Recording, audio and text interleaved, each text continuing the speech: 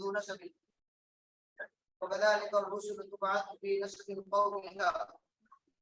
وسألتك هل قال أحدكم منهم هذا القول فذكرت ألا قلت لو كان أحد قال هذا القول قبله لقلت رجل يأتسي بقول قيل قبله وسألتك هل كان من آبائه من ملك فذكرت ألا فقلت فلو كان من آبائه من ملك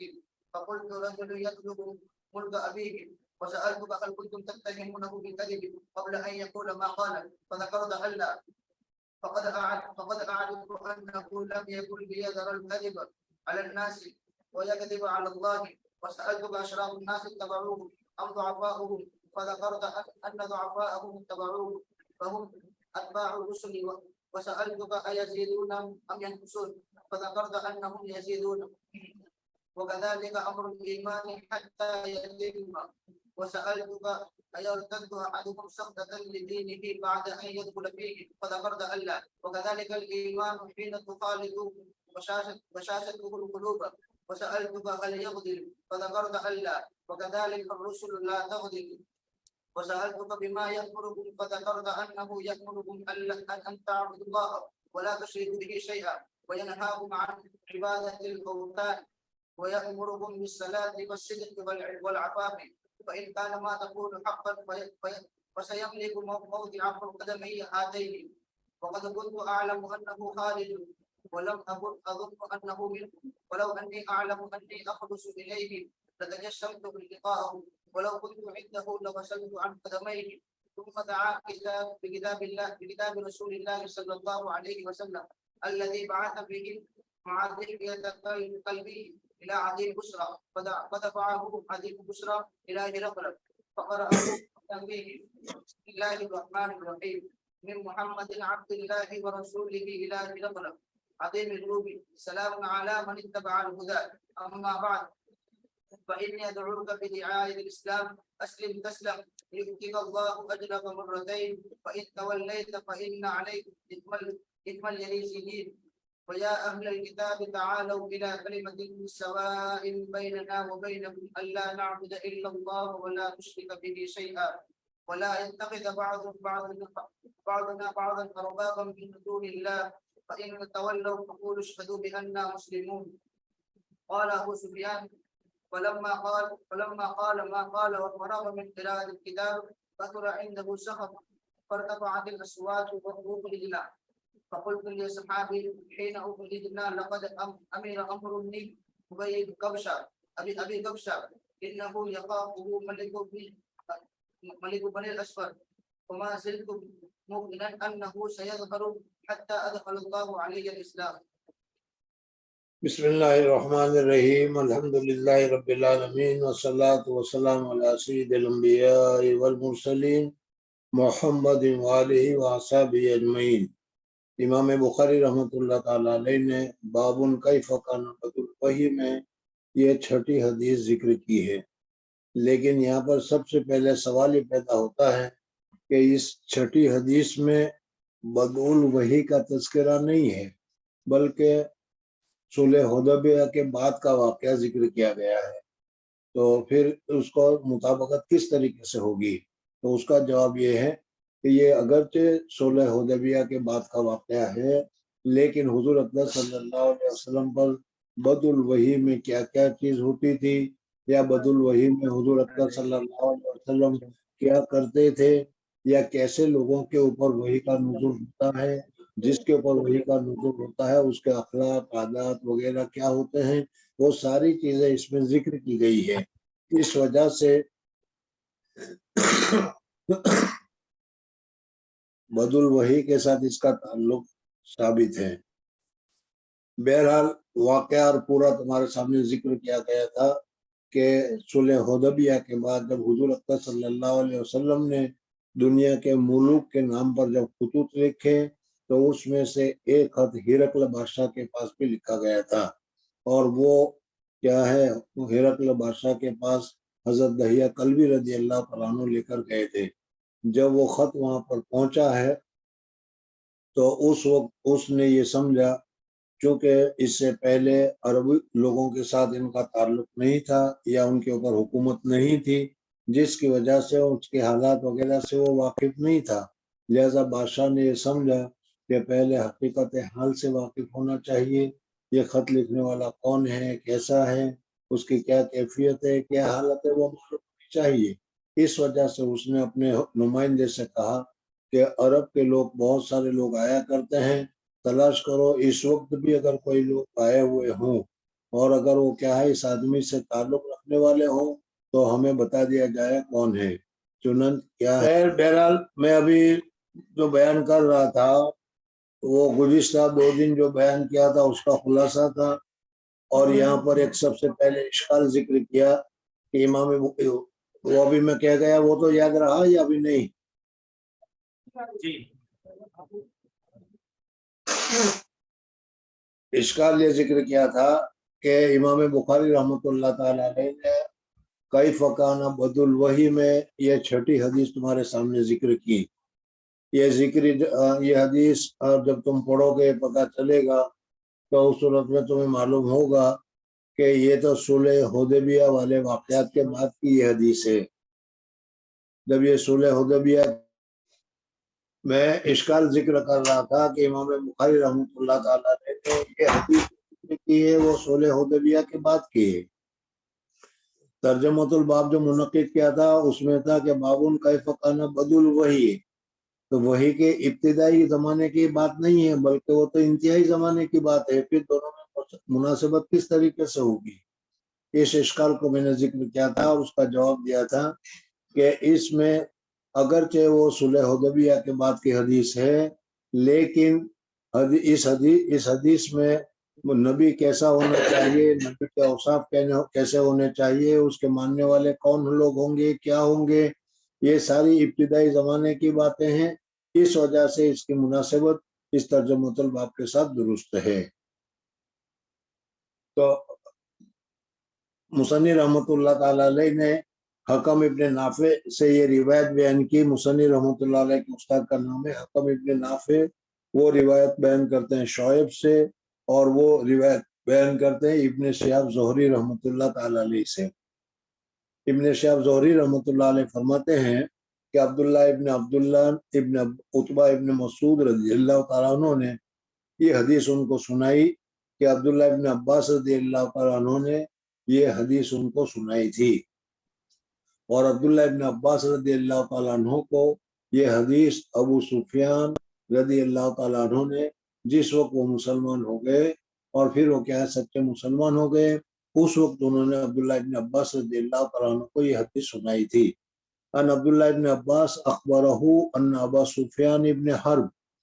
ابو سفیان ابن حرب نے ان کو یہ حدیث سنائی کہ ان ہرقل ارسل الیہ فی رقب من قریش،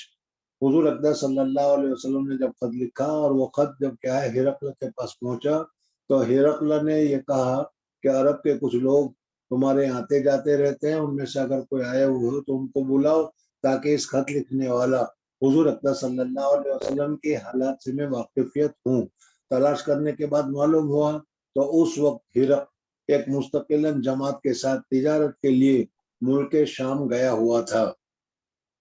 ابو سفیان کے ساتھ کتنے آدمی تھے اس سلسلے میں 2 روایتیں نقل کی جاتی ہے۔ ایک روایت میں ہے کہ ابو سفیان کے ساتھ دوسرے 20 آدمی تھے، اور دوسری روایت کے اعتبار سے حضرت ابو سفیان کے ساتھ 30 آدمی تھے۔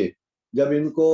معلوم ہوا کہ ہرقل کی طرف سے پولیس نے ان کو کہا کہ ہرقل تم کو بلا رہا ہے بیت المقدس میں، تو یہ بیت المقدس میں نہیں تھے، کسی دوسرے شہر میں تھے، اس وجہ سے وہ پولیس ان کو لے کر بیت المقدس پہنچی۔ بیت المقدس میں ان کو کیا ہے کسی ایک جگہ پر آرام کے ساتھ ان کو رہنے کا انتظام کیا، اور انتظام کرنے کے بعد ان کو کہا کہ جب بادشاہ کی مجلس ہوگی، پارلیمنٹ کل کو شروع ہوگی یا بادشاہ کے بڑے بڑے حکمران سب کے سب کل جمع ہوں گے، اس وقت ان کو بلایا جائے گا، آپ یہاں پر آرام کرو۔ ہرقل نے بھیجا ان کی طرف فی رقب من قریش وکانوا تجارا بالشام، اور وہ تجارت کے لیے جمع ہوئے تھے ملک شام میں، فی المدت التی کان رسول اللہ صلی اللہ علیہ وسلم مادہ فیہ ابو سفیان و کفار قریش، حضور اقدس صلی اللہ علیہ وسلم نے ابو سفیان اور کفار قریش کے ساتھ جو صلح کی تھی، جس کو صلح حدیبیہ سے تعبیر کیا جاتا ہے، اس تعبیر کے بعد جب اس میں یہ تھا کہ کم سے کم 10 سال تک، یا ایک روایت میں آتا ہے 3 سال، لیکن صحیح یہ ہے کہ 10 سال تک لڑائی نہ کرنے کا اس میں معاہدہ ہوا تھا۔ اس وجہ سے دونوں طرف سے سکون ہوا، تو کفار قریش جو تھے تجارت میں لگ گئے، اور حضور اقدس صلی اللہ علیہ وسلم دین کی نشر و اشاعت میں لگ گئے، اور اس زمانے کے جو بڑے بڑے بادشاہ تھے ان کو حضور اقدس صلی اللہ علیہ وسلم نے خط لکھا۔ فَأَتَوْهُ وَهُمْ بِإِلْيَا، بس حضور اقدس صلی اللہ علیہ وسلم کا وہ خط ان کے پاس پہنچا، اور وہ یعنی ہرقل اور ہرق کے جو تابعین تھے وہ سارے کے سارے بیت المقدس میں تھے۔ ایلیا بیت المقدس کا نام ہے۔ فدعاہم فی مجلسہ، بس بادشاہ نے ان کو اپنے مجلس میں بلایا، وحولہ عظماء اور روم۔ اب جب دوسرا دن ہوا تو ہرقل جو ہے اس نے اپنی ایک مجلس قائم کی، اور اس مجلس میں چونکہ وہ بہت بڑا بادشاہ تھا، اس کے ساتھ بہت بڑے بڑے بڑے حکام تھے، عہدیدار تھے، تو اس بادشاہ نے مجلس قائم کی، خود بھی بیٹھا، اور اپنے ارد گرد بڑے بڑے ان کے جو حکومت کے جو سردار تھے یا حکومت کے کارندے تھے وہ سارے کے سارے اس کے ارد گرد بیٹھ گئے۔ پھر جب سب وہ بیٹھ گئے تو بادشاہ نے اب پھر کہا کہ جو مکہ کے لوگ آئے ہوئے ہیں ان کو حاضر کیا جائے۔ ثم دعاہم، پھر ان کو دوبارہ بلایا۔ تو پہلی مرتبہ جو بلانا تھا وہ جس جگہ پر بھی تھے وہاں سے ان کو بیت المقدس میں جمع کیا گیا، اور بیت المقدس کے بعد اب دوسری مرتبہ جو دعاہم کہا وہ اس وقت جب ان کی مجلس شروع ہو گئی، تو پارلیمنٹ میں یا مجلس میں ان آدمیوں کو جو حضرت ابو سفیان رضی اللہ تعالیٰ عنہ کے ساتھ سفر میں تھے ان کو وہاں پر جمع کیا۔ ثم دعاہم ودعا ترجمانہ، اور پھر اس کے بعد جب یہ عرب بھی وہاں پہنچ گئے تو ان لوگوں کی زبان عربی تھی، اور اس ہرقل وغیرہ جو تھے ان کی زبان رومانین تھی، اس وجہ سے درمیان میں ایک ترجمان کی بھی ضرورت پڑی جو دونوں زبان کا ماہر ہو، جو اس کو ترجمہ کر کے ایک دوسرے کو بتائے۔ تو ایسے پہلے مجلس قائم ہوئی، مجلس میں بڑے بڑے عہدیدار تھے وہ سارے کے سارے بیٹھ گئے۔ پھر اس کے بعد کیا ہے، عربوں کو یعنی ابو سفیان رضی اللہ تعالیٰ عنہ ان کی جماعت کو بلایا گیا، اور جب یہ جماعت آ گئی تو پھر اس کے بعد ترجمان کو بلایا گیا، انٹرپریٹر جس کو کہا جاتا ہے، اس ترجمان کو بلا کر ان کو یہ کہا گیا، کیا کہا، فقال ایکم اقرب نسبا بہذا الرجل۔ پہلا سوال یہ کیا گیا کہ حضور اقدس صلی اللہ علیہ وسلم سے سب سے پہلے نسب کے اعتبار سے کون زیادہ قریب ہے، یعنی حضور اقدس صلی اللہ علیہ وسلم اور حضور اقدس صلی اللہ علیہ وسلم کا جو نسب ہے اس نسب کے اعتبار سے کون زیادہ قریب ہے۔ اور یہ پہلا سوال اس وجہ سے پوچھا گیا کہ نسب کے اعتبار سے جو زیادہ سے زیادہ قریب ہوگا وہ حالات سے اچھی طریقے سے واقف ہوگا، اس وجہ سے اس نے کہا کہ تم میں سب سے زیادہ حضور اقدس صلی اللہ علیہ وسلم کے نسب سے کون زیادہ قریب ہے۔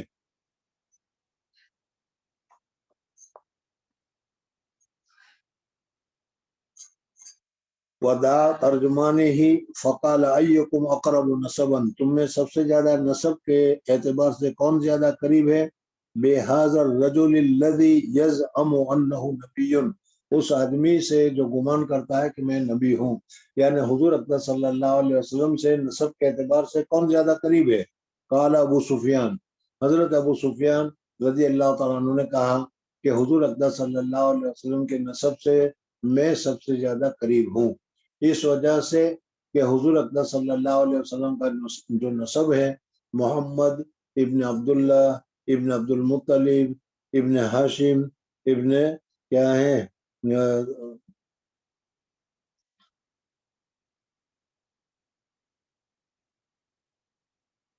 فقال ادنوہ منی،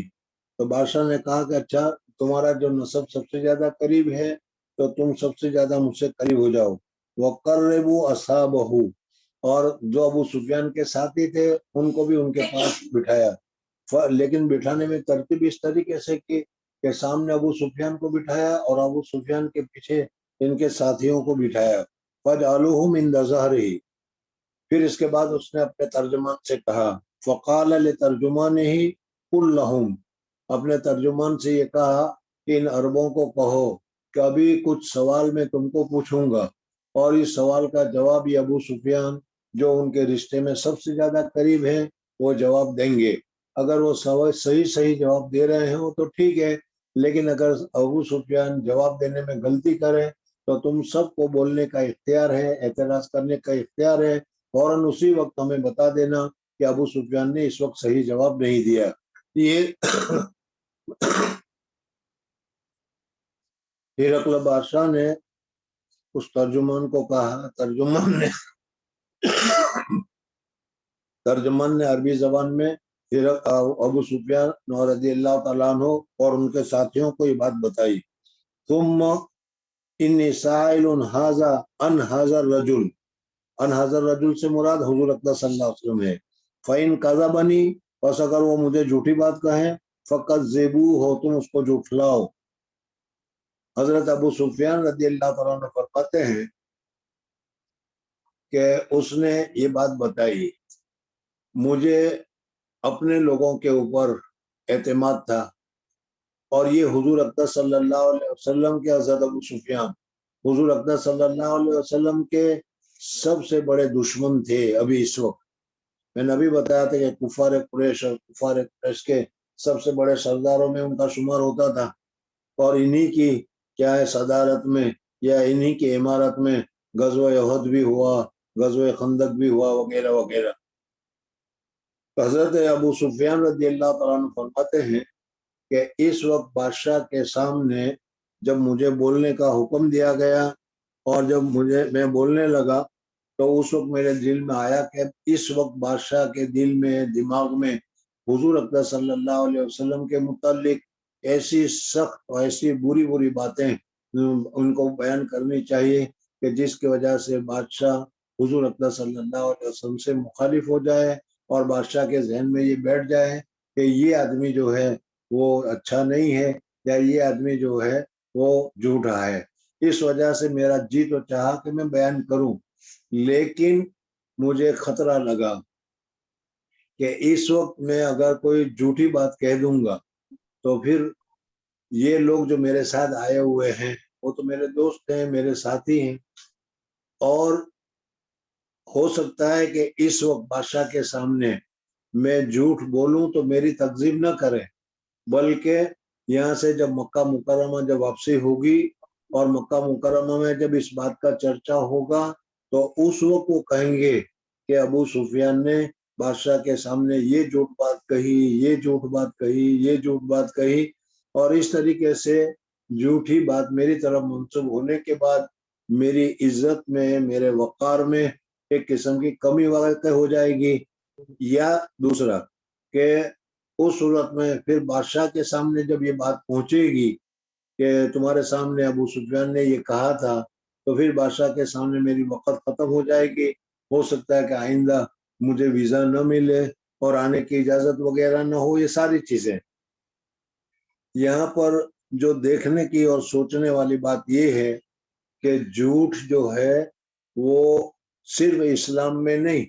بلکہ جتنے دوسرے مذاہب ہیں ان سارے مذاہبوں میں جھوٹ سب سے زیادہ ناپسندیدہ کام ہے، جھوٹ سب سے زیادہ خراب کام ہے، اور جھوٹ بہت زیادہ بری چیز ہے۔ اس وجہ سے آدمی کو جھوٹ سے احتراز کرنا چاہیے۔ حضرت ابو سفیان کافر تھے، بت پرست تھے، لیکن اس بت پرستی کے باوجود بھی وہ جھوٹ بولنے کو ناپسند کرتے تھے۔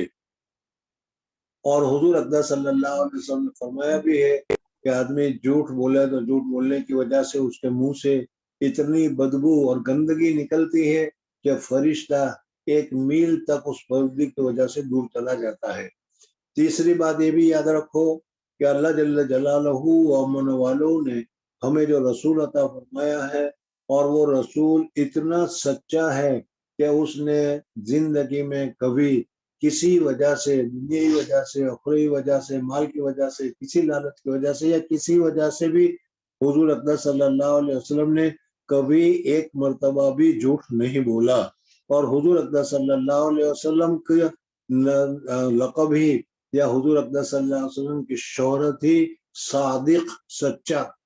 اور امین امانت دار کے نام سے ہو گیا۔ تو جب ہمارا رسول سچ بولنے والا ہے، ہمارا رسول نے کبھی جھوٹ نہیں بولا، پھر اس کے علاوہ جھوٹ جو ہے وہ اخلاق رذیلہ میں داخل ہے، برے اخلاق میں داخل ہے۔ تیسری بات یہ ہے کہ یہ اس کے جھوٹ کا برا ہونا صرف اسلام ہی نہیں بلکہ تمام مذاہب والے، ہنود بھی غیر ہنود بھی، سب کے سب اس جھوٹ کو ناپسند فرماتے ہیں۔ تو اس صورت میں ہمیں بھی جھوٹ سے احتراز کرنا چاہیے اور جھوٹ بولنے سے سچی توبہ کر لینی چاہیے۔ خیر آپ حضرات تو ماشاءاللہ پہلے سے ہی سچ بول رہے ہیں، اس وجہ سے توبہ کی ضرورت پتہ نہیں ہے کہ نہیں، باقی عہد کر لو کہ انشاءاللہ آج کے بعد کبھی ہم جھوٹ نہیں بولیں گے۔ تو ابو سفیان یہ کہہ رہا ہے فواللہ خدا کی قسم لولا الحیا اگر مجھے شرم نہ ہوتی من کس سے ایاثروا علی کذبا کہ وہ لوگ مجھ پر جھوٹ کی تہمت لگائیں گے، لقذبت عنہ تو میں ضرور جھوٹ بولتا، لیکن مجھے یہ شرم آئی کہ لوگ میرے ساتھ جھوٹا سردار ہو کر جھوٹ بولتا ہے، اس وجہ سے میں نے نہیں کہا۔ اب اس کے ساتھ ساتھ موجودہ زمانے کے بھی حالات کو تم دیکھ لو کہ کس طرح سے جھوٹ بولا جاتا ہے، کس طریقے سے جھوٹ کو باور اور یقین کرایا جاتا ہے، اور جھوٹ ہی کے اوپر سارا ماحول رچا ہوا ہے۔ یہ کتنی زیادہ خراب بات ہے۔ خیر پھر اس کے بعد اب حضرت ابو سفیان رضی اللہ تعالیٰ کو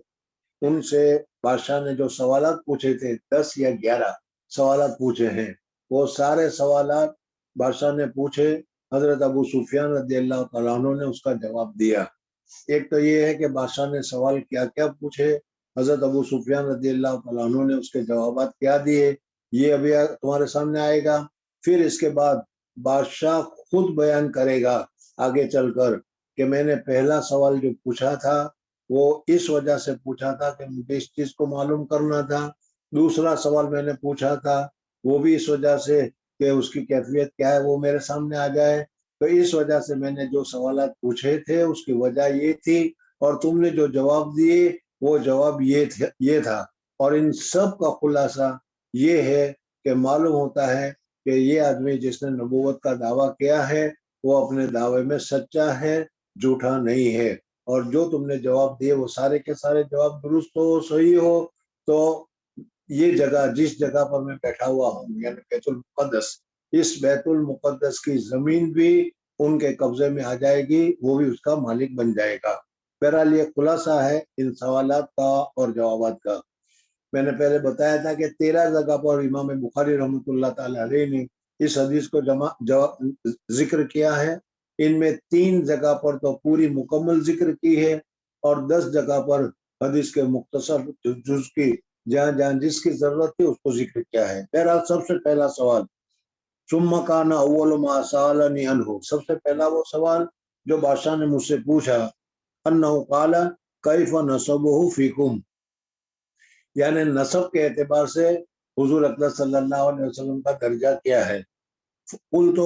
هو فینا ذو نسب، میں نے فوراً کہہ دیا کہ وہ ہمارے اندر بہت ہی اونچے نسب کا ہے۔ ظاہر بات ہے کہ حضور اقدس صلی اللہ علیہ وسلم قریش میں تھے اور قریش کا نسب سب سے اونچا تھا، اور اس میں بھی حضرت عبد المطلب کا جو سلسلہ تھا وہ سب سے زیادہ اونچا تھا۔ اس وجہ سے بادشاہ نے میں نے کہا هو فینا ذو نسب۔ قال هل قال هذا القول منكم احد قط قبله، یہ دوسرا سوال ہے۔ بادشاہ نے پوچھا کہ اس نے جو ابھی دعویٰ کیا ہے انا رسول اللہ، اس نے جو دعویٰ کیا ہے کہ میں اللہ کا رسول ہوں، تمہارے خاندان میں آج سے پہلے کبھی تمہارے باپ دادا پردادا وغیرہ نے ان میں کسی نے ایسا کوئی دعویٰ کیا ہے؟ وہ یہ پوچھنا چاہ رہا تھا کہ اگر اس قسم کا کوئی دعویٰ کیا ہو تو ظاہر بات ہے کہ اس کی دیکھا دیکھی انہوں نے کر لیا ہو، لیکن اگر اس نے کسی نے ایسا دعویٰ نہیں کیا ہو اور یہ دعویٰ کہ میں رسول ہوں پہلی مرتبہ کر رہا ہے، تو ظاہر بات ہے کہ وہ اپنے دعویٰ کرنے میں کچھ نہ کچھ اس کا ثبوت رکھتا ہوگا۔ اس وجہ سے اس نے پہلا سوال یہ کیا کہ حاضل قول منکم محد قط قبلہ، اس سے پہلے حضور اکرم صلی اللہ علیہ وسلم سے پہلے کسی نے ایسا دعویٰ کیا تھا؟ قلت لا، میں نے کہہ دیا کہ نہیں۔ ابو سفیان رضی اللہ عنہ نے اس کا جواب دیا کہ نہیں، اور یہ بتانا چاہتا تھا، جلدی سے لا کا جواب دے دیا تاکہ بادشاہ کو پتہ چل جائے کہ یہ دعویٰ کرنے والا بالکل لچر ہے، غلط ہے، جھوٹا ہے، اس سے پہلے کسی نے کوئی دعویٰ نہیں کیا، اور اس وقت اس نے اپنے طور پر یہ دعویٰ کیا ہے، اور دعویٰ کرنے میں یہ بالکل کیا ہے، بغیر دلیل کے ہیں، اس وجہ سے میں نے قول تو لا۔ قال فہل کان من آبائہ ملک، اب اس کے بعد اس نے تیسرا سوال کیا، اور تیسرا سوال یہ کہ اچھا یہ بتاؤ کہ ان کے خاندان میں ان کے باپ دادا وغیرہ کوئی بادشاہ تھا،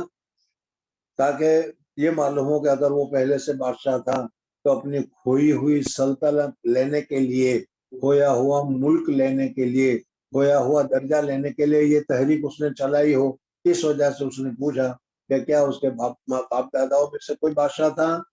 قلت لا، میں نے کہہ دیا کہ نہیں، ان کے باپ دادا میں کوئی بادشاہ تھا ہی نہیں، بلکہ مکہ مکرمہ اور اسی طریقے سے ارمستان جس کو کہا جاتا ہے، وہاں ملوکیت تھی ہی نہیں، وہاں تو تھی شیخوکیت، یعنی ہر خاندان کا بڑا آدمی جو ہوتا تھا وہی اس خاندان کا حکمران ہوتا تھا، اور بادشاہت وغیرہ کچھ بھی نہیں۔ فقلت لا۔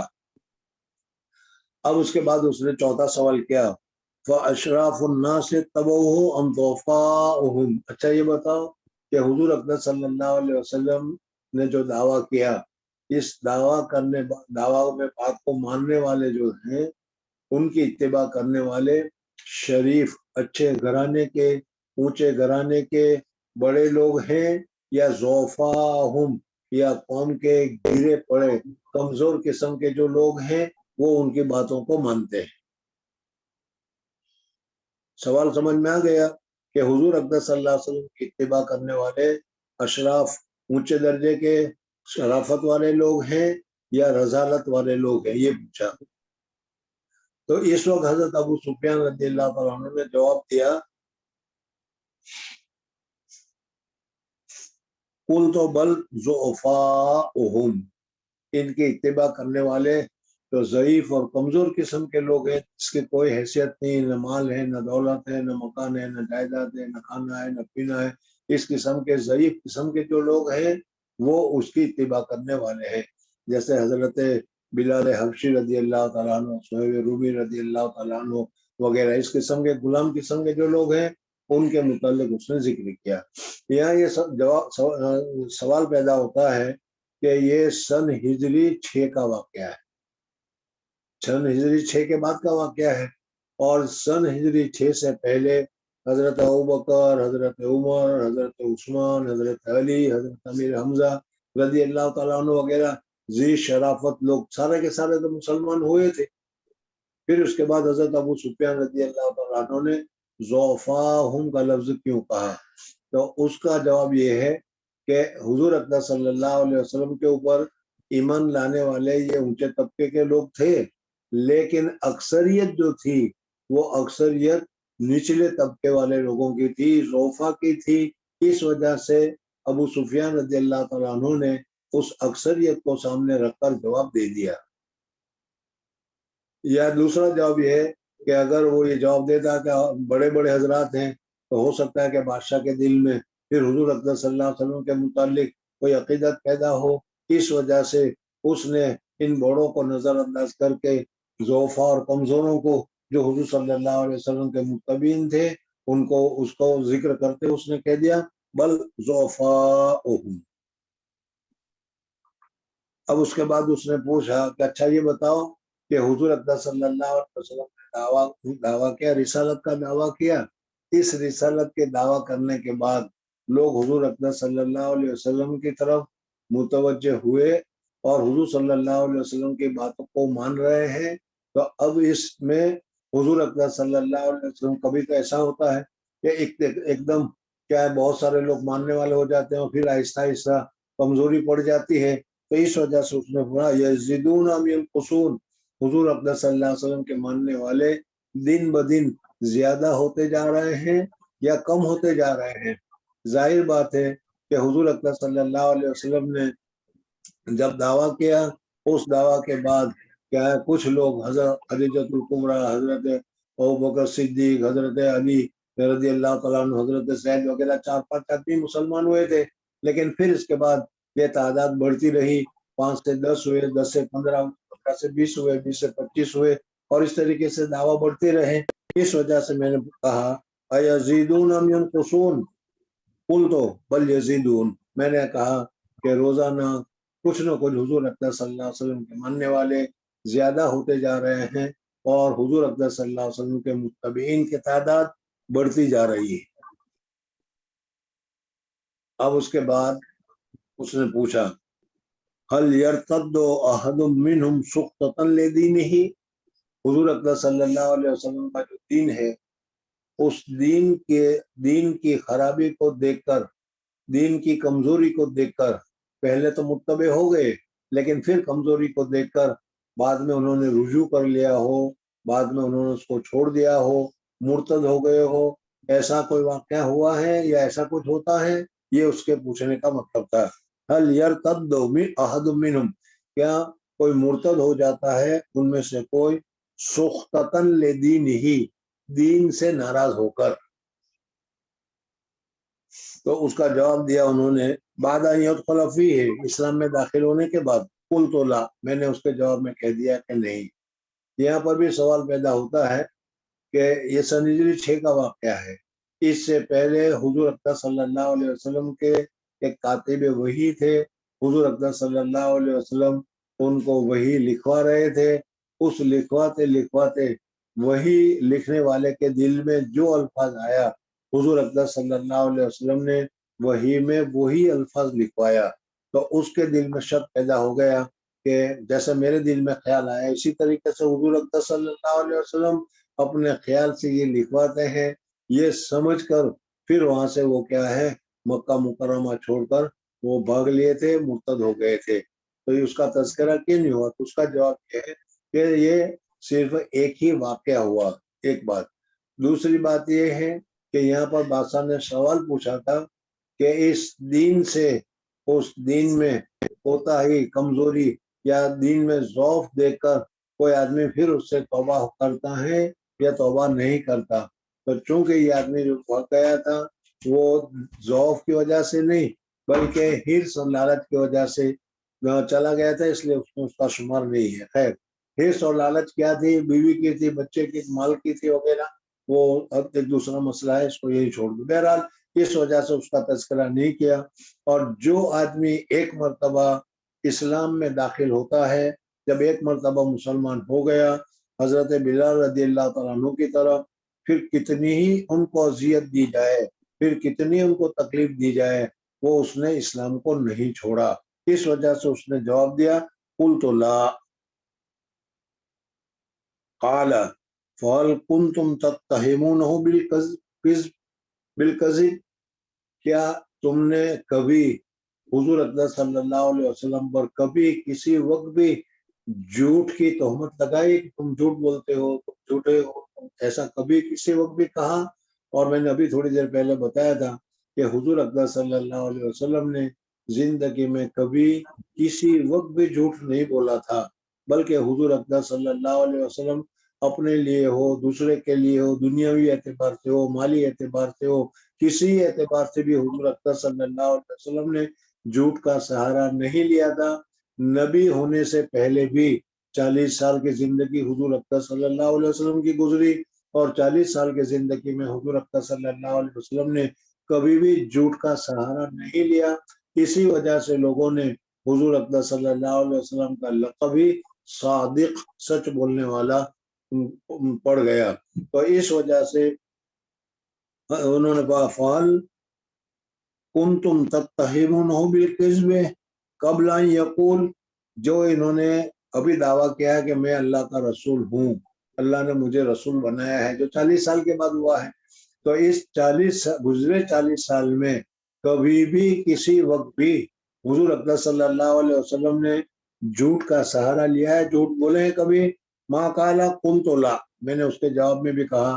کہ نہیں۔ حضور اکرم صلی اللہ علیہ وسلم نے 40 سال کی زندگی میں ہم نے کبھی بھی حضور اقدس صلی اللہ علیہ وسلم کو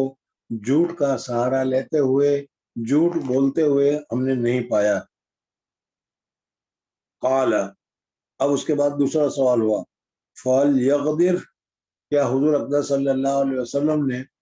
40 سال میں کبھی کسی کے ساتھ کوئی وعدہ کیا ہو، وہ وعدہ حضور اقدس صلی اللہ علیہ وسلم نے پورا کیا ہے یا اس میں وعدہ خلافی کی ہے، دھوکہ بازی کی ہے، ایسا کوئی واقعہ تم لوگوں کو معلوم ہے؟ قال فَهَلْ يَغْدِرُ قُلْتُ لَا، میں نے کہہ دیا کہ نہیں، اب تک تو حضور اقدس صلی اللہ علیہ وسلم نے جو وعدہ کیا، حضور اقدس صلی اللہ علیہ وسلم نے جو بات کی، حضور اقدس صلی اللہ علیہ وسلم نے سب کو نبھائی اور سب وعدے حضور اقدس صلی اللہ علیہ وسلم نے پورے کیے۔ لیکن اس وقت ابو سفیان فرما رہے ہیں کہ حضور اقدس صلی اللہ علیہ وسلم کا ضعف اور کمزوری بتانے کے لیے اب تک مجھے کہیں کوئی موقع نہیں ملا تھا، اس وجہ سے کہ میں جان بوجھ کر جھوٹ بول نہیں سکتا تھا، اور کوئی اس میں ایسی بات بھی نہیں تھی کہ جس میں میں حضور اقدس صلی اللہ علیہ وسلم کی کمزور پہلو کو میں اجاگر کر سکتا۔ لیکن اس وقت جب بادشاہ نے پوچھا کہ حضور اقدس صلی اللہ علیہ وسلم نے کبھی وعدہ خلافی کی ہے یا وعدہ خلافی نہیں کی، تو کہا مجھے موقع مل گیا اور میں نے اس وقت جو داؤ لگایا اور یہ بتایا کہ ابھی تک تو حضور اقدس صلی اللہ علیہ وسلم نے کبھی وعدہ خلافی نہیں کی، لیکن اس وقت ہمارا اور ان کا 10 سال کے لیے ایک معاہدہ ہوا ہے جس کو معاہدہ صلح حدیبیہ سے تعبیر کیا جاتا ہے، تو ہم نے اس وقت ان کے ساتھ ایک معاہدہ کیا ہے۔ پتہ نہیں اس وقت اب حضور اقدس صلی اللہ علیہ وسلم اس معاہدے کو باقی رکھتے ہیں یا حضور اقدس صلی اللہ علیہ وسلم اس معاہدے کو توڑ دیتے ہیں۔ بس یہ ذرا سا حضور اقدس صلی اللہ علیہ وسلم کی شان میں وعدہ خلافی کے متعلق اتنا میں بتانا چاہتا تھا، اتنا میں نے بتا دیا۔ قال فَهَلْ يَقْدِرُ قُلْتُ لَا وَنَحْنُ مِنْهُ فِي مُدَّةٍ، اور ہم حضور اقدس صلی اللہ علیہ وسلم کے ساتھ ایک مدت کے وعدے میں ہے، لا ندری ما هو فاعل فیہا، میں نہیں جانتا کہ حضور اقدس صلی اللہ علیہ وسلم اس وعدے کے متعلق کیا کریں گے، وعدے کو پورا کریں گے یا وعدے کو پورا نہیں کریں گے، وعدے کو توڑ دیں گے۔ اب اس کے بعد خود ہی بتاتے ہیں، قال، ابو سفیان کہتا ہے، وَلَمْ تُمَكِّنِّي، اور نہیں ممکن بنایا میرے لیے، کلمتاً کوئی کلمہ کو، ادخل فیہا شیئن غیر هذه الکلمہ، اس کلمہ کے علاوہ مجھے پوری بات میں حضور اقدس صلی اللہ علیہ وسلم کی شان میں، حضور اقدس صلی اللہ علیہ وسلم کے خلاف میں کوئی کلمہ کہنے کی گنجائش نہیں تھی۔ ہاں، اس وقت مجھے اتنی گنجائش مل گئی کہ ابھی تک تو حضور اقدس صلی اللہ علیہ وسلم نے وعدہ خلافی نہیں کی ہے، لیکن 10 سال کا ہم نے معاہدہ کیا ہے، پتہ نہیں اس وقت میں وہ وعدہ خلافی کرتے ہیں یا اس وقت میں وہ وعدہ خلافی نہیں کرتے۔ اس کے بعد پھر سوال اس نے پوچھا، اچھا یہ بتاؤ کہ حضور اقدس صلی اللہ علیہ وسلم کے دعوی نبوت کرنے کے بعد تمہاری اور رسول کی یا حضور اقدس صلی اللہ علیہ وسلم کی آپس میں لڑائی ہوئی ہے یا لڑائی نہیں ہوئی؟ اگر لڑائی ہوئی ہے تو پھر اس کا نتیجہ کیا ہوا وہ بتاؤ۔ ظاہر بات ہے کہ حضور اقدس صلی اللہ علیہ وسلم مدینہ منورہ گئے تو مدینہ منورہ جا کر پہلے ہی سال کبھی ختم ہی نہیں ہوا تھا کہ کیا غزوہ بدر آ گیا، غزوہ بدر کے بعد پھر غزوہ احد آ گیا، غزوہ احد کے بعد پھر غزوہ خندق آ گیا، تو اس وجہ سے حضور اقدس صلی اللہ علیہ وسلم کے ساتھ لڑائی ہوئی تھی، یہ تو اپنی جگہ پر ہے۔ پھر اس کے بعد اس میں کامیاب کون ہوا؟ قال فَهَلْ قَاتَلْتُمُوهُ، تم نے ان کے ساتھ مقاتلہ کیا؟ قُلْتُ نعم، میں نے کہا کہ ہاں، ہمارا حضور اقدس صلی اللہ علیہ وسلم کے ساتھ لڑائی ہوئی ہے، جنگ ہوئی ہے، مقاتلہ ہوا ہے۔ جب مقاتلہ ہوا ہے اب وہ پھر سوال پوچھتا ہے اس میں، وَكَيْفَ كَانَ قِتَالُكُمْ إِيَّاهُ، اچھا یہ بتاؤ کہ جب حضور صلی اللہ علیہ وسلم کے ساتھ تمہارا جب قتال ہوا تو اس قتال میں نتیجہ کیا رہا؟ ابھی جیسا کہ تمہیں معلوم ہے غزوہ بدر کا نتیجہ تمہارے سامنے ہے، غزوہ احد کا نتیجہ بھی تمہارے سامنے ہے، میدان چھوڑ کر کفار قریش بھاگ گئے، اور اسی طریقے سے غزوہ خندق جو ہوا اس میں بھی سارے یونائٹڈ نیشن اس زمانے کے جمع ہوئے تھے، لیکن سب کیا ہے بھاگ گئے، کامیاب نہیں ہوا۔ لیکن غزوہ احد کے موقع پر حضور اکرم صلی اللہ علیہ وسلم نے جن تیر اندازوں کو ایک جگہ پر جمع کیا تھا وہ وہاں سے ہٹ گئے، اور حضرت خالد ابن ولید نے پیچھے سے لوٹ کر حملہ کیا تھا، اس سے زخم لگے تھے، اس کا فائدہ اٹھا کر حضرت ابو سفیان نے جواب دیا کان قتالکم ایاہ قلت الحرب بیننا و بینہ سجال۔ ابو سفیان کہتے ہیں کہ لڑائی ہمارے درمیان اور حضور اکرم صلی اللہ علیہ وسلم کے درمیان ہوئی ہے، اور نتیجہ سجال رہا۔ سجال کے معنی آتے ہیں ڈول کے، ڈول کا معنی یہ ہے کہ زمانہ جاہلیت میں آج کل کیا ہے جس طریقے سے الیکٹرک کے ذریعے سے پانی زمین سے نکالا جاتا ہے اس طریقے سے نہیں ہوتا تھا، بلکہ کنویں پر بہت بڑا ایک چمڑے کا ڈول بنا کر رکھا جاتا تھا، اور اس کو پھر بہت سارے آدمی کھینچتے تھے، اور پھر اس صورت میں اس رسی کے دونوں کونوں میں ایسے ڈول باندھا ہوا ہوتا تھا۔ اب جب کھینچتے کھینچتے یہ ڈول اوپر آ گیا تو وہ جو دوسرا سرا تھا وہ پانی میں پہنچ جاتا تھا، پھر اس کو کھینچتے تھے تو وہ پانی والا ڈول اوپر آ جاتا تھا اور یہ خالی ڈول نیچے چلا جاتا تھا، تو اس طریقے سے وہ پانی نکالا جاتا تھا۔ تو حضرت ابو سفیان نے کہا کہ لڑائی ہمارے درمیان سجال ڈول کے مانند ہے، کبھی یہ ڈول اوپر آ گیا وہ ڈول نیچے چلا گیا، کبھی وہ نیچے والا ڈول اوپر آ گیا اور اوپر والا ڈول نیچے چلا گیا، تو کبھی ہم جیت گئے کبھی وہ جیت گئے، کبھی وہ ہار گئے کبھی ہم ہار گئے۔ یہ جواب دیا حضرت ابو سفیان رضی اللہ عنہ نے۔ اس جواب کی کمزوری میں نے بھی تمہارے سامنے ذکر کی کہ کسی جگہ پر بھی کسی وقت میں بھی کافی لوگ نہیں جیتے، لیکن ابتدائی حال میں یا ایسا کچھ ہو گیا جیسا کہ غزوہ احد کے موقع پر ہوا تھا، تو اس وجہ سے مسلمانوں کو زخم لگا، مسلمانوں کو تکلیف ہوئی، اور ابتدائی طور پر ہارنے کا اعلان ہو گیا، لیکن نتیجہ کے طور پر اخیر میں جیت مسلمانوں ہی کی ہوئی۔ لیکن اس کا بدلہ لیتے ہوئے یا اس سے استشہاد کرتے ہوئے حضرت ابو سفیان رضی اللہ عنہ نے کہہ دیا کہ لڑائی ہمارے درمیان میں ڈول کی طرح رہی، کبھی ہم جیت گئے کبھی وہ جیت گیا، اس طریقے سے جیت اور ہار دونوں طرف سے ہوتی رہی۔ تو میں نے کہا کہ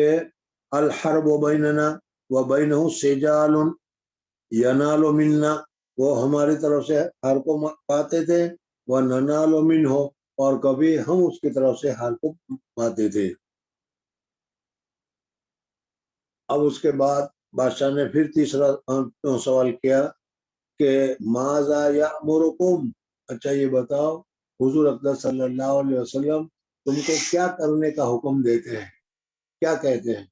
جو قائد ہوتا ہے، جو حاکم ہوتا ہے، لیڈر ہوتا ہے، وہ اپنی قوم سے کچھ کام کرنے کا حکم دیتا ہے، جو اچھا ہوتا ہے وہ اچھے کام کرنے کا حکم دیتا ہے، اور جو برا ہوتا ہے وہ لڑائی جھگڑے کا حکم دیتا ہے، جیسے دنیا میں دیکھا۔ بہرحال انہوں نے پوچھا کہ حضور اکرم صلی اللہ علیہ وسلم تم کو کس چیز کا حکم دیتے تھے؟ ماذا یأمرکم، کس چیز کا تم کو وہ حکم دیتے ہیں؟ قلت، میں نے کہا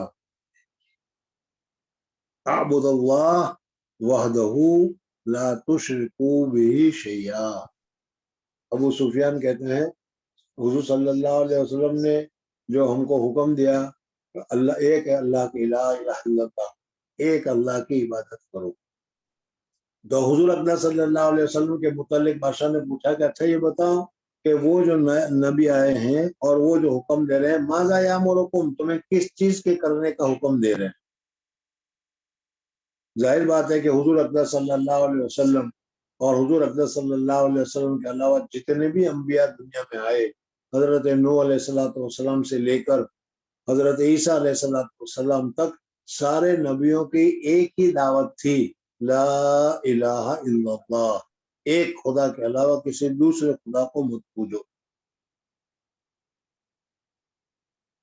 یہ جو حضرت ابو سفیان تھے وہ بھی یہ جانتے تھے اور حضور صلی اللہ علیہ وسلم کی دعوت بھی یہی تھی،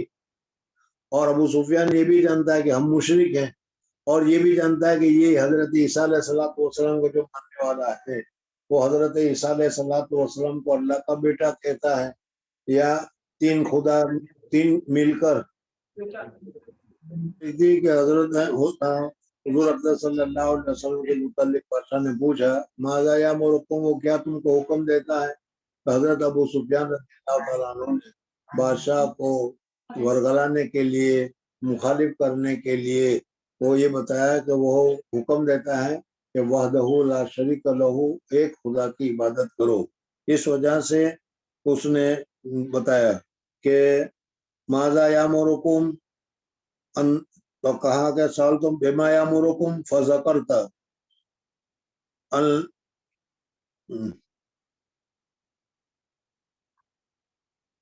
فقلت یقول اعبدوا اللہ وحدہ لا تشرکوا بہ شیئا، ایک خدا کی عبادت کرو اور اس کے ساتھ کسی کو شریک مت ٹھہراؤ۔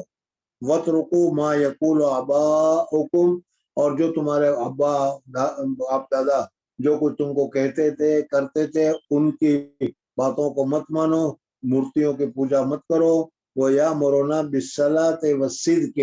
اور حضور صلی اللہ علیہ وسلم ہمیں نماز پڑھنے کا حکم دیتے ہیں، سچ بولنے کا حکم دیتے ہیں، عفاف پاک دامنی کا حکم دیتے ہیں، وصلہ اور صلہ رحمی کرنے کا، رشتہ داروں کے ساتھ رشتہ داروں کے حقوق کو ادا کرنے کا ہم کو حکم دیتے ہیں۔ یہ چند سوالات تھے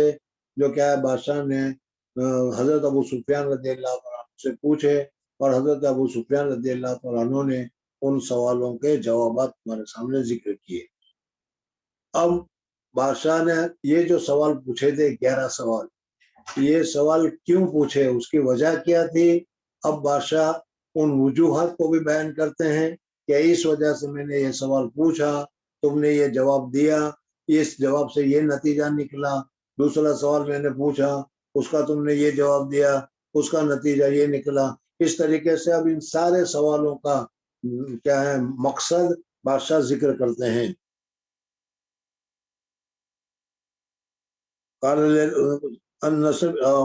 وحدہ لا تشرکوا بہ شیئا واترکوا ما یقول آباؤکم ویامرون بالصلاۃ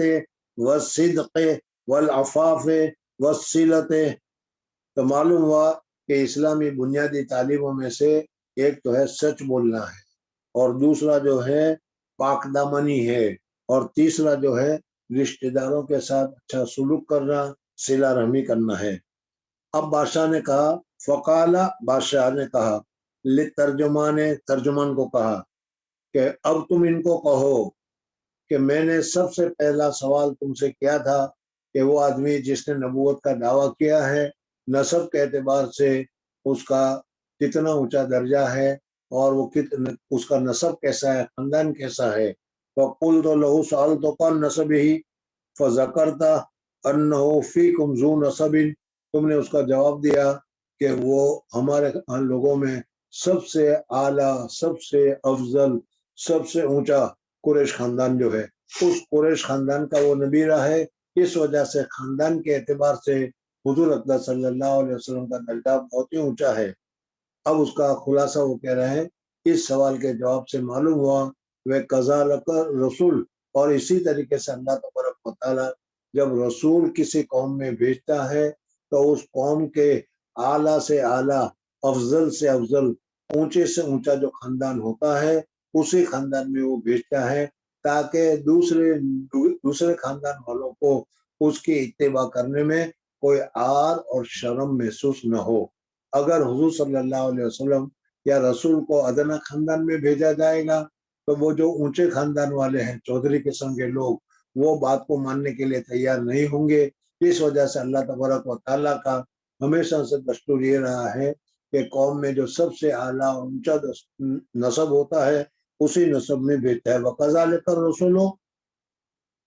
تُبْعَثُ فِي نَسَبِ قَوْمِهَا، اسی طریقے سے اللہ تبارک و تعالیٰ رسول کو جو اس قوم میں سب سے اعلیٰ اور اونچا نسب ہوتا ہے اسی نسب میں بھیجتا ہے۔ تو پہلے سوال سے معلوم ہوا کہ حضور اکرم صلی اللہ علیہ وسلم رسالت کا دعویٰ کر رہے ہیں اور حضور اقدس صلی اللہ علیہ وسلم اونچے خاندان کے ہیں، اونچے نسب کے ہیں، تو پھر اس صورت میں یہ بات صحیح معلوم ہوتی ہے کہ وہ رسول صحیح ہوگا۔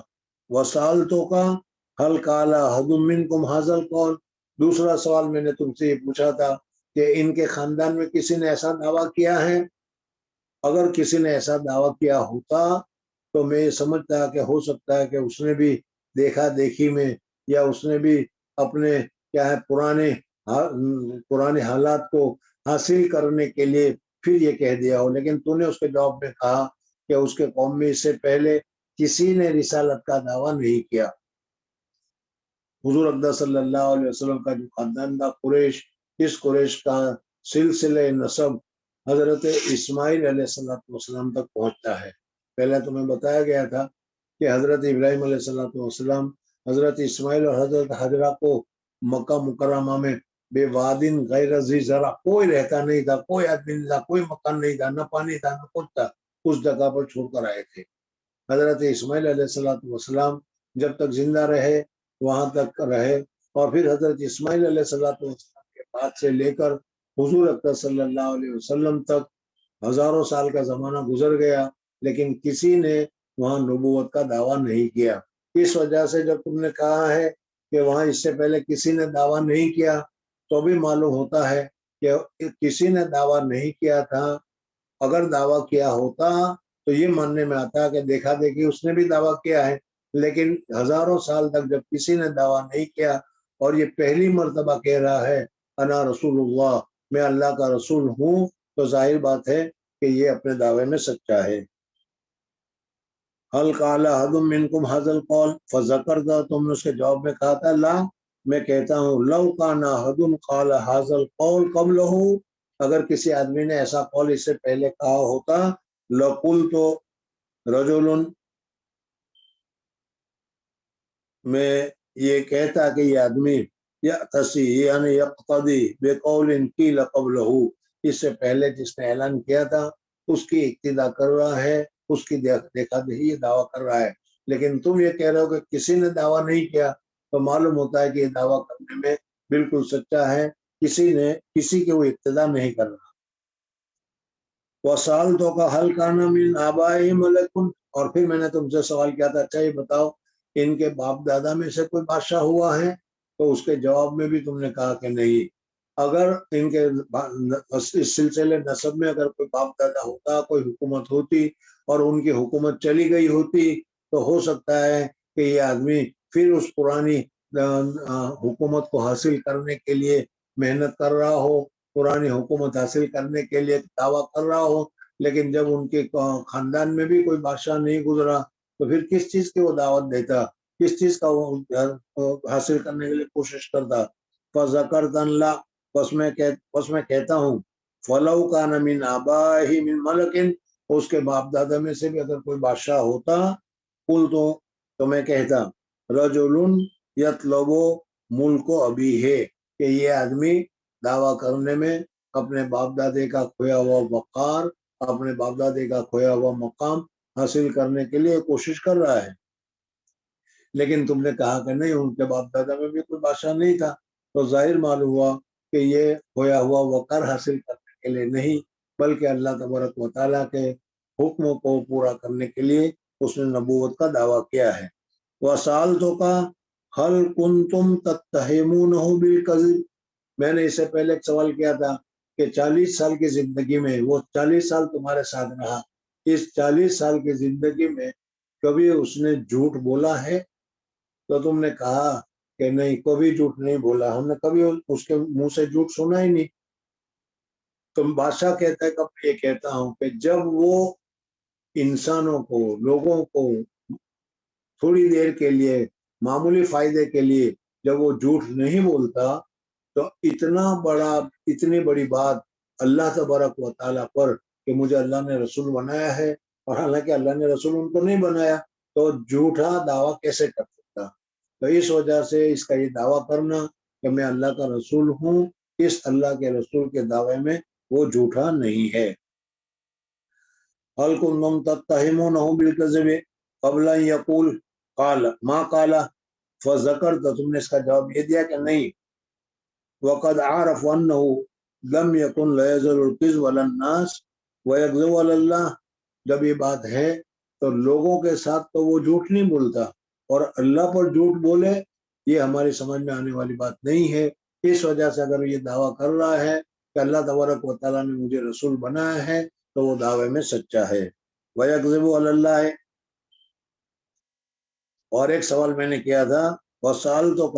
أَشْرَافُ النَّاسِ اتَّبَعُوهُ أَمْ ضُعَفَاؤُهُم، حضور اقدس صلی اللہ علیہ وسلم کے ماننے والے شریف لوگ ہیں یا کمزور طبقے کے لوگ ہیں؟ یہ میں نے سوال کیا تھا، تم نے اس کے جواب میں کہا تھا کہ کمزور طبقے کے لوگ ہیں۔ میں نے ابھی بتایا تھا کہ حضرت ابوبکر صدیق رضی اللہ تعالیٰ عنہ، حضرت عمر فاروق رضی اللہ تعالیٰ عنہ، حضرت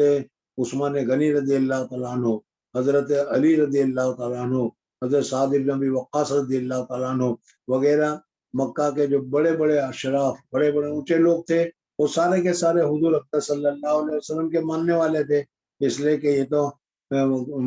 تقریباً 18 سال ہو گئے حضور صلی اللہ علیہ وسلم کو اسلام لائے کا اعلان کرتے ہوئے، اور اس میں تو بہت سارے اشراف مسلمان ہو گئے، لیکن کیا ہے، حضرت ابو سفیان رضی اللہ تعالیٰ عنہ نے اکثریت کا اعتبار کیا کہ اکثریت حضور اقدس صلی اللہ علیہ وسلم کی باتوں کو ماننے والے، کیا ہے، کمزور قسم کے جو لوگ ہوتے ہیں، غریب قسم کے جو لوگ ہوتے ہیں، ادنا قسم کے لوگ ہوتے ہیں، یہی ہوتے ہیں، اور دنیا کا دستور بھی یہی ہے۔ اللہ جل جلالہ ومن والہ جب کسی قوم کو ترقی دیتے ہیں اور اللہ تبارک و تعالیٰ اس کو مال اور دولت اور دنیاوی نعمتوں سے نوازنا شروع کرتے ہیں، تو جو مالدار حضرات ہوتے ہیں وہ اس نعمتوں میں متوجہ ہو جاتے ہیں، مشغول ہو جاتے ہیں، اور اس نعمتوں کو میں مشغول ہو کر اللہ تبارک و تعالیٰ کی نافرمانی میں، مثلا موجودہ زمانے میں اگر دیکھو تو تم گانے بجانے میں، اور اسی طریقے سے کیا ہے، سینما میں، اور اسی طریقے سے ٹیلی ویژن کے پروگرام وغیرہ میں، سب میں وہ مشغول ہو جاتے ہیں، اور آہستہ آہستہ پھر وہ اس میں خرابی در خرابی، خرابی در خرابی پیدا ہو جاتی ہے، اس لیے کہ اللہ تعالیٰ نے ان کو مال دیا ہے، دولت دی ہے، مقام دیا ہے، اس وجہ سے اب ان کو کسی چیز کی ضرورت نہیں رہتی، بخلاف فقراء کے، بخلاف غربا کے،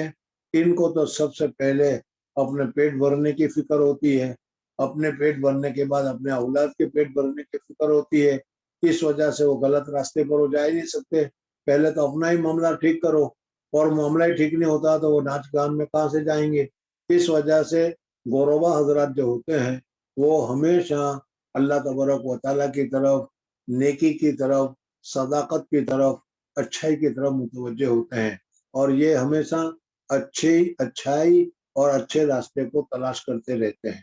بخلاف مالداروں کے کہ ان کے پاس پیسہ، حکومت، طاقت اور یہ ساری چیزیں آ جانے کی وجہ سے وہ ماردار میں اور اسی طریقے سے غلط کاموں کرنے کی طرف وہ متوجہ ہو جاتے ہیں۔ تو بادشاہ نے کہا کہ میں نے تم سے یہ پوچھا تھا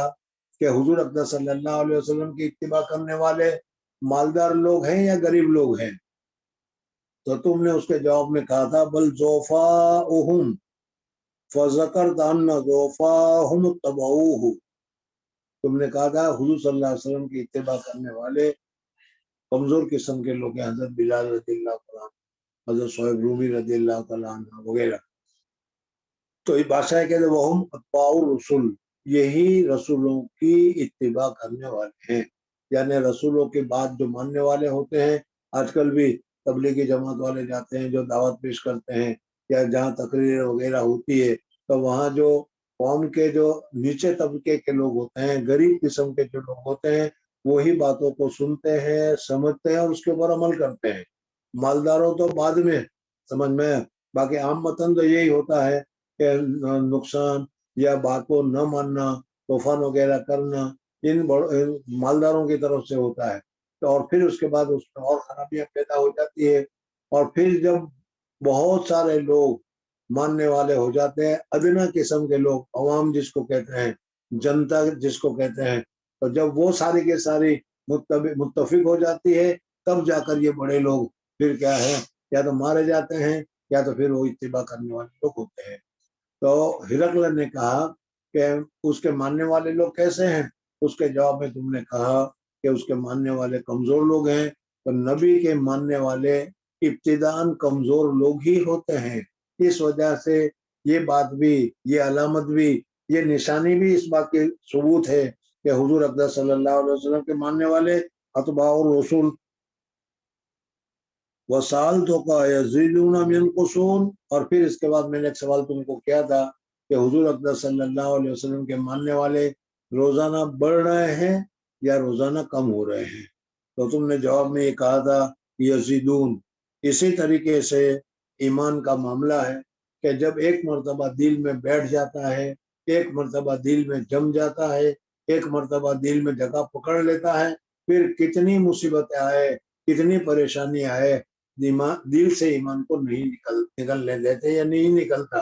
تو اس وجہ سے جب ایک مرتبہ مسلمان ہو گیا، ایک مرتبہ جب اللہ تبارک و تعالیٰ کو ماننے والا ہو گیا، اب کتنا ہی پیسے دو، کتنی لالچ دو، کچھ بھی دو، اس لالچ کی طرف متوجہ نہیں ہوتا اور ایمان کو نہیں چھوڑتا۔ تو تم نے یہ کہا کہ اس کے ماننے والے پھر مصیبت، حضرت بلال رضی اللہ عنہ کو کتنی مصیبت دی، کتنی تکلیفیں پہنچائی، دوسرے مسلمانوں کو کتنی تکلیفیں پہنچائی۔ حضرت عمر فاروق رضی اللہ عنہ نے اپنے بہنوئی کو اور اپنی بہن کو کتنا مارا اسلام چھوڑنے کے لیے، لیکن اس کے باوجود انہوں نے اسلام نہیں چھوڑا۔ تو اسی طریقے سے اسلام ایک مرتبہ جب دل میں جم جاتا ہے، پھر کتنی کوشش کرو وہ ختم نہیں ہوتا۔ وَكَذَلِكَ أَمْرُ الْإِيمَانِ، اسی طریقے سے ایمان کا معاملہ ہے حتیٰ یتم، یہاں تک کہ وہ پورا ہو جائے۔ اور میں نے تم سے سوال کیا، کیا مرتد ہوتا ہے اس دین کو داخل ہونے کے بعد کوئی آدمی دین سے پھر جاتا ہے؟ سخطتاً لدین ہی، دین سے ناراض ہو کر،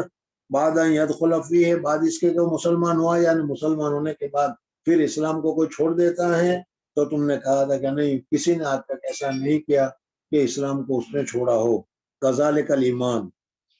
بادشاہ نے کہا کہ اسی طریقے سے ایمان ہے، جب ایک مرتبہ دل میں داخل ہو جاتا ہے، پھر آدمی کے اوپر کتنی مصیبت آئے وہ ایمان کو چھوڑنے کے لیے تیار نہیں ہوتا۔ جو خالت و بشاشت القلوب،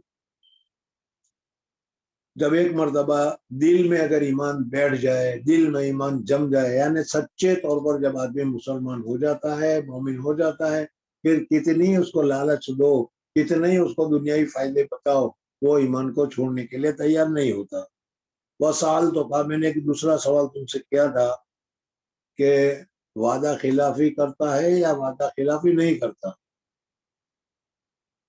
یعنی حضور اقدس صلی اللہ علیہ وسلم نے تم سے کوئی وعدہ کیا ہو، پھر اس کے بعد اس وعدے کی خلافی کی ہے یا نہیں۔ دیکھو، تم لوگوں نے بھی 9 چلے کا وعدہ تو کیا ہوگا، یا نہیں تو آئندہ کر لیں گے، اب دیکھیں گے وہ وعدہ خلافی کرتے ہو یا نہیں کرتے۔ حضرت اسماعیل علیہ السلام کے متعلق قرآن پاک میں ذکر کیا ہے کہ حضرت اسماعیل علیہ السلام بڑے وعدے کے پکے تھے۔ روایت میں یہ ذکر کیا جاتا ہے کہ حضرت اسماعیل علیہ السلام کہیں جا رہے تھے، راستے میں ایک آدمی ملا۔ آج کل ہم لوگ وعدہ کی کتنی پکائی، وعدے کی کتنی موافقت کر رہے ہیں، اس سلسلے میں یہ واقعہ ذکر کر رہا ہوں۔ اس واقعے کے بعد یاد رکھنا کہ وعدے کو پورا کرنا یہ دین کے تقاضوں میں سے ہے، اخلاق حسنہ میں سے ہے۔ اس وجہ سے کسی کو وعدہ ہی نہ کرو، یا اگر وعدہ کیا ہے تو اس وعدے کو پورا کرو۔ ارے سمجھ میں آ گیا کہ نہیں؟ لہذا اپنے دل سے یہ طے کر لو کہ اب جو بھی ہم وعدہ کریں گے اس وعدے کو پورا کریں گے۔ حضرت اسماعیل علیہ السلام کے وعدے کے متعلق ذکر کیا جاتا ہے کہ حضرت اسماعیل علیہ السلام کہیں جا رہے تھے، ایک آدمی مل گیا اور کوئی بات چیت ہوئی، اور اس نے حضرت اسماعیل علیہ السلام کو کہا آپ یہاں ٹھہریے، میں ابھی لے کر آتا ہوں۔ آپ حضرات کے زندگی میں بھی بہت سارے ایسے مواقع آئے ہوں گے کہ آپ نے ایسے کہا کہ ٹھہرو میں ابھی آیا، اور پھر اس کے بعد وہ بھول گئے، خلاص ہو گئے۔ یہ آدمی بھی حضرت اسماعیل علیہ السلام کو وعدہ کر کے بھول گیا. حضرت اسماعیل علیہ السلام 1 سال تک اسی جگہ پر کھڑے رہے کہ میں نے اس کو کہا کہ جاؤ تم آ جاؤ، میں ابھی تم کو ملوں گا. وہ کب آ جائے گا کیا معلوم. یہ ہے وعدہ کا پورا. سمجھ میں آیا؟ حضور اقدس صلی اللہ علیہ وسلم کے متعلق بھی حدیث میں نقل کیا جاتا ہے کہ حضور اقدس صلی اللہ علیہ وسلم کو ایک آدمی نے کہا کہ آپ ٹھہریے میں ابھی آتا ہوں. حضور اقدس صلی اللہ علیہ وسلم 24 گھنٹے تک جب تک وہ آدمی نہیں آیا وہیں کھڑے رہے اور اس کا انتظار کرتے رہے. یہ ہے وعدے کی موافقت، وعدے کو پورا کرنا. اور وعدے کی مخالفت آج کل ہمارا دستور بن گیا ہے، ہمارا عمل بن گیا ہے کہ وعدہ کیا تو پورا کرنے کا ضرورت ہی نہیں سمجھی جاتی اس کو، حالانکہ یہ اچھا نہیں ہے. خیر، وسالتوں کا حل یقدر فذکرت اللہ، تم نے کہا کہ نہیں بھائی آج تک تو حضور اقدس صلی اللہ علیہ وسلم نے کوئی وعدہ نہیں توڑا، لیکن ابھی ہم نے معاہدہ کیا ہے صلح حدیبیہ کا، پتہ نہیں وہ وعدہ پورا کرتے ہیں یا نہیں. تو جس آدمی نے اب تک وعدہ کو توڑا نہ ہو اس کے متعلق یہ احتمال کرنا، یہ شک پیدا کرنا کہ وعدہ پورا کرتا ہے کہ نہیں، یہ صحیح نہیں ہے. وَكَذَلِكَ الرُّسُلُ لا تقدیر، اور اسی طریقے سے رسول وعدہ خلافی نہیں کرتے. وَسَأَلْتُكَ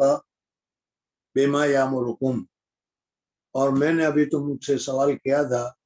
کہ حضور اقدس صلی اللہ علیہ وسلم کس چیز کا حکم دیتے ہیں، تو اس کے جواب میں تم نے کہا فذکرت انہ یأمرکم ان تعبدوا اللہ، تم نے پہلی بات بتائی کہ رسول دعوت دیتا ہے کہ اللہ کی عبادت کرو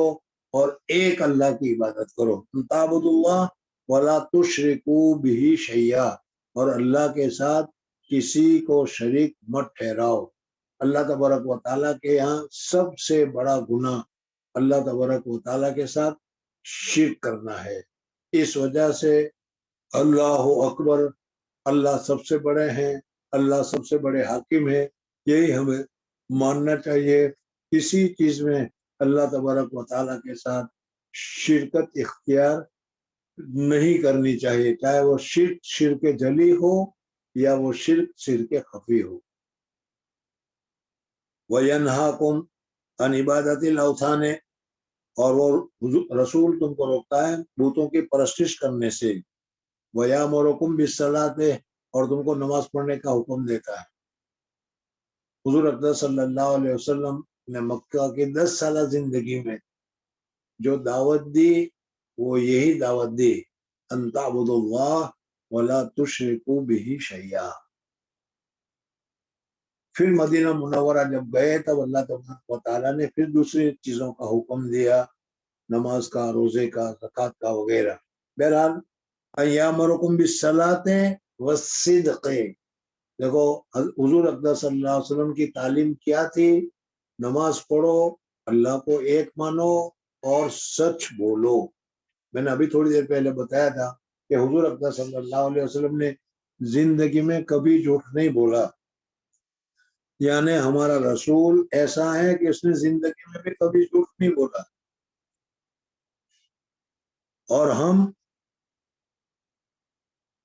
اور ہمارا معمول زندگی میں کبھی کیا سچ نہیں بولا. یہ بہت بڑا بعد ہے. اس وجہ سے جھوٹ کی برائی کو سمجھو، جھوٹ میں کوئی فائدہ نہیں ہے، بولنا ہے تو سچ بولو. بہرحال حضور اقدس صلی اللہ علیہ وسلم تم کو حکم دیتے ہیں بالصلاۃ والصدق. دوسری ایک روایت میں صدقہ کا لفظ بھی ہے، یعنی اس صورت میں صدق کی جگہ پر صدقہ ہوگا. یعنی حضور صلی اللہ علیہ وسلم نماز کا ہمیں حکم دیتے ہیں، زکوٰۃ ادا کرنے کا حکم دیتے ہیں، اللہ کے راستے میں صدقہ کرنے کا حکم دیتے ہیں. والعفاف، پاک دامنی، عفت اور پاک دامنی کا حضور اقدس صلی اللہ علیہ وسلم ہمیں حکم دیتے ہیں. فَإِنْ كَانَ مَا تَقُولُ حَقًّا، پس تم نے جو بات مجھے بتائی اگر یہ سچی بتائی ہے کہ اس خط کے لکھنے والے میں یہ صفت ہے، یہ صفت ہے، یہ صفت ہے، یہ صفت ہے، فَإِنْ كَانَ مَا تَقُولُ حَقًّا، تو بادشاہ کہتا ہے فَسَيَمْلِكُ موضوع قدمَيَّ ہاتَيْنِ، اس وقت بیت المقدس میں جہاں پر میرے پاؤں پڑے ہوئے جس زمین کے، اس زمین کا بھی یہ مکہ میں بیٹھا ہوا مالک آدمی اس کا مالک بن جائے گا۔ بادشاہ کہہ رہا ہے ابھی تو ہمارا قبضہ ہے، لیکن عنقریب اس زمین پر بھی حضور صلی اللہ علیہ وسلم کا قبضہ ہو جائے گا۔ اب ایک خاص بات یہاں سے آ رہی، بادشاہ کہہ رہا ہے، یہ بادشاہ جو ہرقل تھا، اس ہرقل کے متعلق میں نے حضرت ابو سفیان کے متعلق تفصیل تمہارے سامنے ذکر کی، اور دوسری کیا ہے ایران کے بادشاہ کے متعلق تفصیلات تمہارے سامنے ذکر کی، لیکن یہ ہرقل کے متعلق صرف اتنا ہی بتایا کہ وہ رومن امپائر کا بادشاہ تھا، اس کا نام ہرقل تھا، لیکن دوسری اس میں خصوصیتیں کیا تھی، وہ کیسا تھا، وہ عنقریب آگے آ رہی حدیث، اس میں تفصیل آئے گی، اس لیے میں وہاں بتاؤں گا۔ لیکن وہ بادشاہ یہ کہہ رہا تھا کہ میں جانتا تھا کہ اللہ جل جلالہ والہ قیامت سے پہلے ایک رسول بھیجنے والے ہیں، اور وہ رسول سب سے بڑا رسول ہوگا، وہ رسول خاتم النبیین ہوگا، اور اس رسول کے آنے سے پہلے جتنے بھی رسول دنیا میں آئے، اللہ تبارک و تعالیٰ نے ہر رسول سے یہ وعدہ لیا تھا کہ دیکھو تم جا رہے ہو،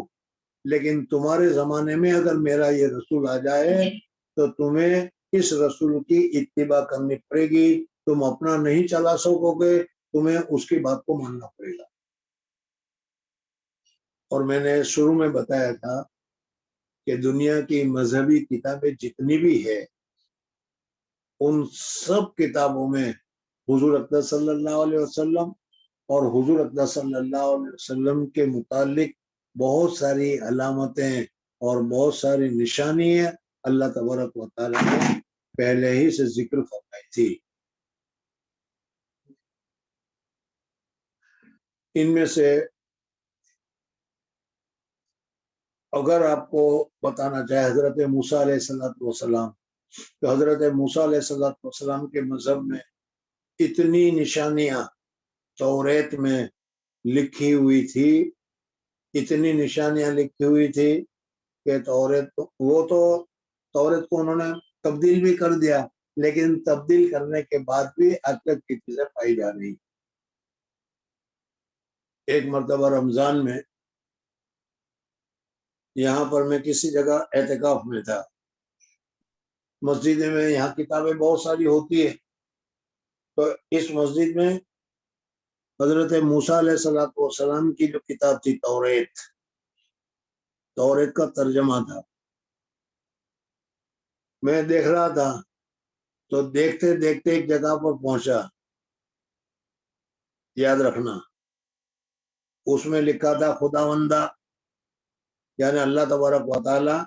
تمہیں بتا رہا ہے کہ میں ایک ایسی قوم پیدا کروں گا۔ حضرت موسیٰ علیہ السلام کو اللہ تعالیٰ بتا رہے ہیں کہ میں ایک ایسی قوم پیدا کروں گا جو مکہ مکرمہ کا حج یا مکہ کی زیارت ہوا میں اڑتے ہوئے آ کر کریں گے۔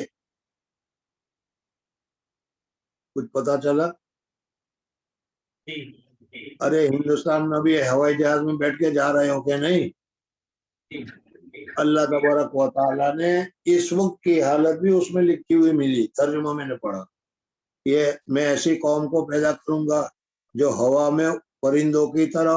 اڑتے ہوئے آ کر مکہ کی زیارت کریں گے۔ حضرت عمر فاروق رضی اللہ تعالیٰ عنہ کی بیت المقدس کی چابی لینے کے وقت میں جو حالات تھی وہ ساری تمہارے سامنے ہوگی۔ تو میں یہ کہنا چاہ رہا تھا کہ حضور اقدس صلی اللہ علیہ وسلم کی تشریف آوری اور حضور اقدس صلی اللہ علیہ وسلم کی امت، بلکہ میں نے بتایا بھی تھا کہ مدینہ منورہ میں یہودیوں نے قیام اسی وجہ سے اختیار کیا تھا کہ ان کی کتاب میں لکھا تھا کہ وہ نبی اس جگہ آ کر ہجرت کریں گے اور اس جگہ آ کر قیام کریں گے۔ اسی وجہ سے مدینہ منورہ میں یہودی رہتے تھے.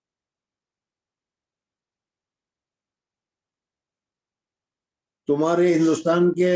زمانے میں بھی ان کے پاس تو تورے زبور کی طرح کتاب نہیں ہے،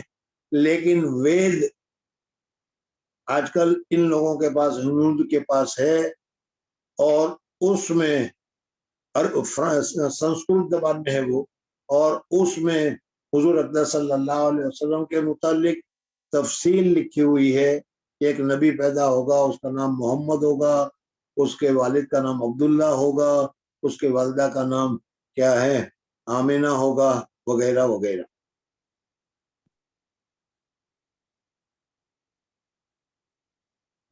لیکن اس کے باوجود ہی ماننے کے لیے تیار نہیں. حضرت عیسیٰ علیہ السلام کے متعلق تو خود قرآن پاک میں تم نے پڑھا اور سنا ہوگا، ایات من بعد ہی اسمہ الاحد. تو کہنے کا مطلب یہ ہے کہ بادشاہ یہ کہہ رہا ہے کہ حضور اقدس صلی اللہ علیہ وسلم کی تشریف آوری ہوگی، یہ تو ہم اچھی طریقے سے جانتے تھے، اور یہ بھی جانتے تھے کہ وہ نبی کتنا اونچا ہوگا، وہ نبی کتنا اللہ تبارک و تعالیٰ کا محبوب ہوگا، رحمت للعالمین ہوگا، اور بہت ہی اونچا نبی ہوگا. لیکن اتنا بڑا آدمی، اتنا اونچا آدمی اگر آئے گا تو ہمارے اندر آئے گا. ہم تہذیب والے، تمدن والے، ملک والے، طاقت والے، اونچے درجے کے لوگ ہیں، ہمارے پاس آئے گا، ہم یہ سمجھتے تھے. لیکن اس کی جگہ پر اللہ جل جلالہ و من والوں نے اتنے بڑے نبی کو ایسی جگہ پر بھیجا کہ جس جگہ میں نہ کوئی تمدن ہے، نہ کوئی کیا ہے تہذیب ہے، نہ کوئی طاقت ہے، نہ کوئی ان کا وجود ہے، نہ لوگوں میں ان کا شمار ہے، جنگلی لوگوں میں شمار ہوتا ہے، اور اللہ تبارک و تعالیٰ نے تمہارے اندر اس کو بھیجا. ہم تو یہ سمجھ رہے تھے کہ اتنا بڑا نبی ہے تو پھر اس زمانے کے سپر پاور ہے، رومن امپائر ہے، اس میں آئے گا. تو یہ کہہ رہا ہے وَقَدْ كُنْتُ عَالَمُ، میں جانتا تھا، أَنَّهُ خَارِجٌ، کہ وہ نبی ضرور آنے والا ہے. وَلَمْ أَكُنْ أَظُنُّ، لیکن میرے گمان میں بھی نہیں تھا، میرے خیال میں بھی نہیں تھا، أَنَّهُ مِنْكُمْ، وہ تم میں سے آئے گا.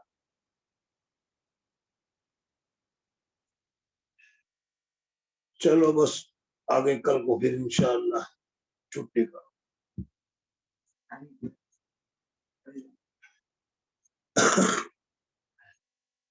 ابھی آواز سب صحیح ہے؟ ابھی آواز سب صحیح آ رہا تھا؟ اپنا مشین کو صحیح رکھو، ہماری طرف سے تو بالکل صحیح ہے.